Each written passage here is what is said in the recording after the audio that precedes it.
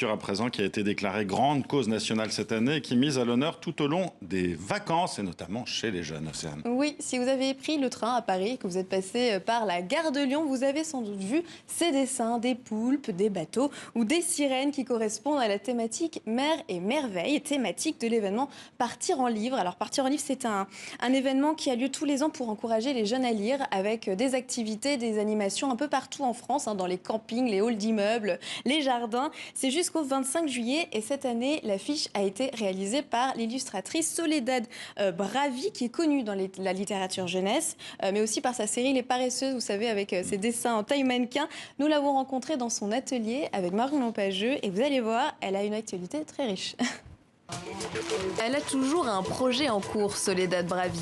C'est un livre qui va sortir en octobre, septembre, je ne sais plus.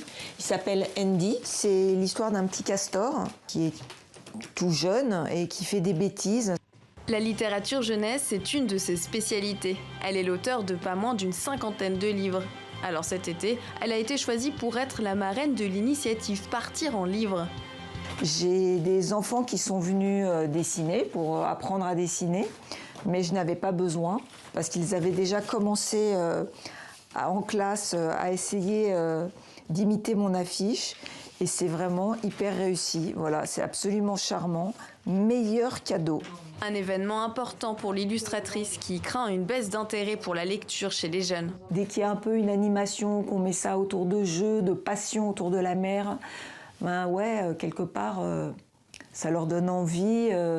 Et si on leur racontait Le vieil homme et la mer, je pense qu'ils adoreraient tous lire. Mais de temps en temps, c'est aux adultes qu'elle s'adresse. Comme avec sa dernière œuvre, Les Amours de Zeus. J'adore la mythologie, vraiment c'est un truc, je trouve ça incroyable, c'est ingénieux, il y a plein d'idées, on ne peut pas trouver mieux au niveau de l'intrigue, de la rigolade, de tout. Avec l'aide de son père, elle met au goût du jour certaines aventures de la mythologie grecque, souvent sordides. Inceste, viol, meurtre, tout est raconté sous le trait fin et ironique de Soledad. Et c'est ça en fait qui me plaît, c'est évidemment pas l'acte, c'est toutes les façons de faire et l'esprit tordu qu'ils avaient à cette époque. Et je me suis fait une tendinite au bras avec le livre, parce que j'étais tellement excitée, il fallait que je dessine, voilà, tellement les histoires sont pleines, riches. Voilà. Une belle manière de se replonger dans l'Antiquité cet été. Voilà, alors Les Amours de Zeus, c'est déjà en librairie. Vraiment, je vous le conseille. Moi, j'ai redécouvert entièrement la mythologie grecque grâce à elle, avec un point de vue un peu différent de ce qu'on a l'habitude. Ça a l'air intéressant. Merci Océane, à demain. À demain.